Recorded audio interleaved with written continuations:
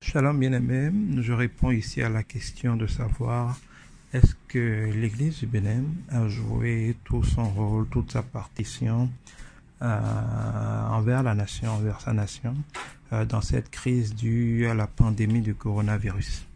Je voudrais commencer par dire qu'il faut faire attention à la motivation de cette question. Si elle a pour vocation de comprendre qu'est-ce que nous pourrions faire de mieux selon la volonté du Saint-Esprit, en nous laissant utiliser par le Saint-Esprit pour faire sa parfaite volonté et être une bénédiction pour notre nation, je suis heureux. Mais si elle a pour vocation de juger l'Église ou de juger les hommes de Dieu ou de juger les chrétiens, je voudrais rappeler que Dieu nous dit que nous n'avons pas vocation à juger les gens. Le jugement et la rétribution appartiennent à Dieu seul, parce que pour juger efficacement, il faut avoir toute l'information, il faut discerner quels sont les faits. Et les apparences sont parfois trompeuses. Les voies de Dieu sont aussi loin de celles des hommes que le ciel est loin de la terre. Les voies qui paraissent droites à un homme mènent bien souvent à la mort. Et nous n'avons pas la lucidité, parce que tant que nous sommes sur la terre, quelle que soit notre consécration spirituelle, même si nous connaissons toute la Bible par cœur, ce serait au mieux la lettre, ce n'est pas l'esprit. Tant que nous sommes sur la terre, quelqu'un comme Paul, qui a eu quand même un niveau de révélation extraordinaire, nous rappelle que tant que nous sommes dans la chair, nous ne voyons les choses que comme au travers d'un voile. Et c'est quand nous serons en esprit totalement devant Christ que nous allons voir les choses comme elles sont. Et donc, je dirais, on ne peut pas juger, on n'a pas vocation à juger, ça ne nous appartient pas de juger, ça ne sert à rien de juger.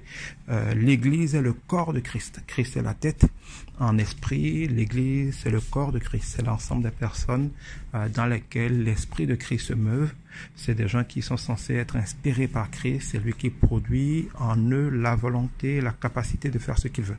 Et même si en apparence on a l'impression que le diable fait des choses, qu'il est dans le monde, ce qui n'est pas faux, la vérité c'est que Dieu est parfaitement souverain. Il n'y a que ce que Dieu veut bien, ou veut bien laisser faire qui se fait. Rien n'arrive dans des situations où Dieu a perdu le contrôle, Dieu a été dépassé, il faut que Dieu réagisse. Non, Dieu est totalement roi, il contrôle les temps et les circonstances, et même le malheur quand il arrive, la parole de Dieu est claire, n'arrive jamais sans que Dieu ne le permette.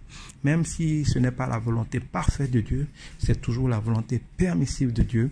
Et si c'est la volonté permissive de Dieu, c'est parce que Dieu est en train et a l'intention d'utiliser pour atteindre ses propres objectifs.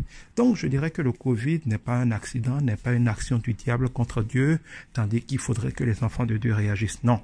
S'il y a le Covid, c'est parce que Dieu l'a permis. Et ma conviction personnelle, c'est que Dieu l'a permis pour humilier le monde. Parce que nous sommes dans un monde qui a élevé le vice, qui a élevé le mal, qui a élevé l'orgueil, qui a élevé la prétention que l'homme, que la science, que la médecine sont puissantes et capables de faire comme ils veulent et de sauver les hommes, de prolonger l'expérience de vie, d'empêcher quasiment les gens de mourir.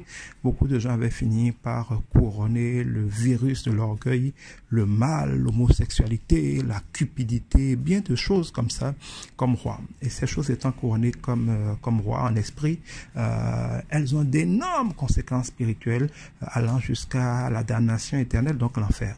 Et beaucoup de gens ne le réalisent pas. Le Covid, parce que la parole de Dieu nous dit que les choses de ce monde, les choses visibles sont l'ombre des choses spirituelles. Je crois que le Covid est une manifestation visible d'un mal, d'une épidémie qui a toujours été, ou en tout cas qui dans notre époque est une épidémie invisible. De la même manière que le virus du mal, de l'orgueil, a gangréné le monde entier et est en train de détruire en esprit beaucoup de vies, beaucoup de destinées, de faire des ravages dont on ne se rend pas compte. Je crois que le Covid-19 a le mérite de venir montrer de manière visible la manière d'un petit virus qui joue la couronne et qui a la forme de couronne, peut rapidement se transmettre d'une personne à une autre, être contagieuse et décimer le monde. Regardez bien, plus les nations étaient puissantes et orgueilleuses au niveau scientifique et médical, plus elles ont été frappées. Plus les gens sont pauvres et dans tous les cas ne pouvaient compter que sur Dieu et la prière quand ils ont des maladies, et moins ils ont été touchés. Ça veut dire quelque chose. Le monde avec sa puissance, son économie, ses entreprises, ses armées, sa mafia, a été humilié. Et regardez bien, plus les nations étaient puissantes et orgueilleuses, plus le Covid les a frappés. Personnellement, je ne pense pas que le diable soit en train de régner à travers le Covid. Je pense que même si le diable agit, parce que toute maladie vient du diable, Dieu l'a permis. C'est comme en Égypte, l'ange de la mort a été libéré par Dieu. qu'on voit dans l'Apocalypse, des anges de mort, des anges de maladie, des anges de dévastation, des anges d'épidémie, des pestes seront libérés sur instruction de Dieu afin de décimer des parties de l'humanité au moment des différentes trompettes, donc comme des signes d'avertissement à l'homme. Parce que Dieu, dans son amour, va parfois châtier ceux qu'il aime. Donc, il est important de comprendre que le Covid vient être aussi, d'une certaine manière, un instrument entre les mains de Dieu pour appeler les hommes à la vérité, à savoir que nous ne pouvons pas nous permettre d'être orgueilleux, de faire comme si nous étions maîtres, et qu'il ne faut pas grand-chose à Dieu pour ravager tout cela. Quand on lit l'Apocalypse, beaucoup de gens pensent que l'Église est alarmiste et que ce que l'Apocalypse décrit ne peut jamais arriver parce que le monde est puissant. Eh bien, j'espère que les gens sont en train de comprendre que le monde n'est pas du tout puissant et qu'il ne faut pas grand-chose pour que Dieu décime le monde et accomplisse tout ce qu'il a prévu dans l'Apocalypse. Imaginez que le virus de Covid était contagieux par l'air, un peu comme une vraie grippe. Imaginez qu'il a la virulence, par exemple, de l'Ebola. Imaginez 2 ou 3 choses comme ça et puis c'était fini pour l'humanité. On ajoute à ça un grand virus que quelqu'un lâche qui attaque le système Internet. Les gens sont confinés par Internet, ce monde est terminé. On ajoute à ça une astéroïde ou un truc comme ça qui touche la Terre et puis on en a fini. Pourtant, les hommes ne réalisent pas à quel point il est si facile pour Dieu de tout enterrer, de tout terminer en un clin d'œil. Je pense donc que le Covid n'est pas qu'une œuvre du diable auquel l'Église de manière orgueilleuse doit se lever pour s'opposer. Ma prière, moi, c'est que la parfaite volonté de Dieu soit faite. Que ce que Dieu essaie d'accomplir, que nous le discernions, que les enfants de Dieu qui sont censés être le corps de Dieu, en esprit discerne qu'est-ce que Dieu est en train de faire et prie non pas en disant Dieu fait ci, Dieu fait ça, Dieu arrête ci, mais prie en disant Seigneur, fais miséricorde, parce que c'est de miséricorde que ce monde a besoin. Seigneur, fais grâce à tes enfants de se laisser conduire par toi. Fais-nous grâce de comprendre ce que tu essaies de faire.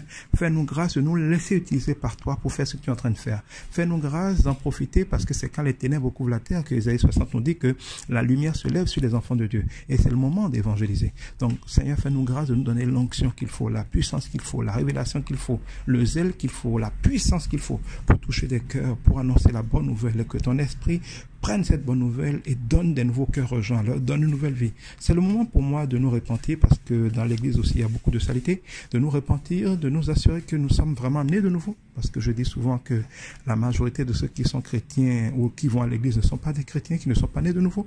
Il ne suffit pas de fréquenter une église pour être un chrétien. Comme il ne suffit pas pour un tronc d'arbre de séjourner dans l'eau pour devenir un crocodile.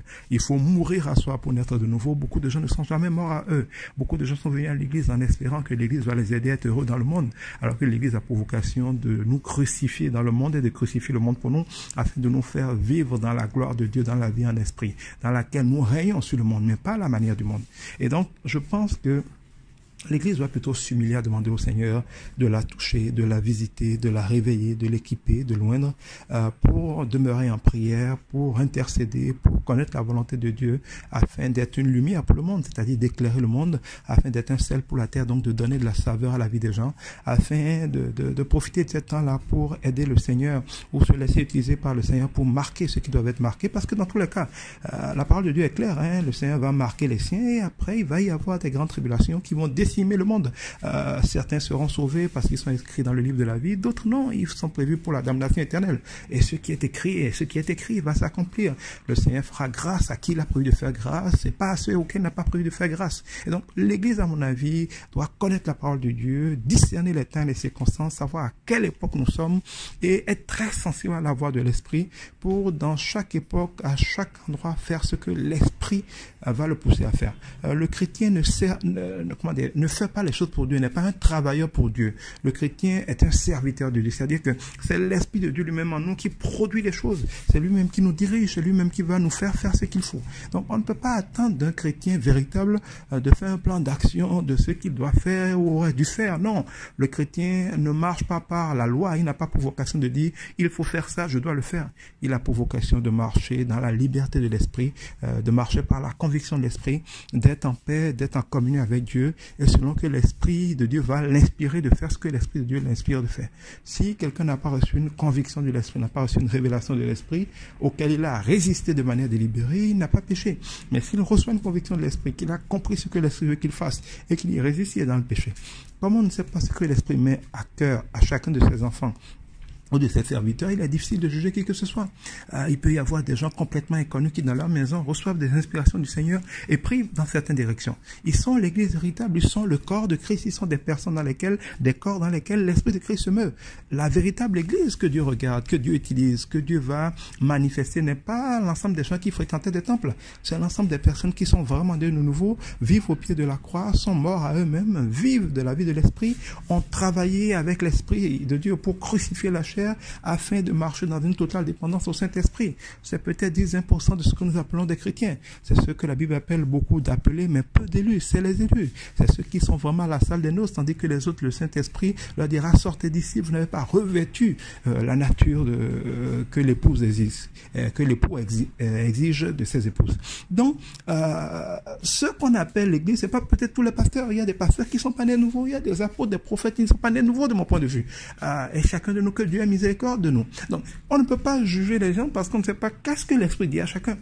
Il faut plutôt prier, à mon avis, pour que le Saint-Esprit donne à ses enfants d'être de véritables enfants, de marcher dans la communion avec lui, d'être dépendant de lui, de l'écouter, de se laisser inspirer, conduit par lui, de se laisser utiliser par lui pour faire ce qu'il faut quand il le faut.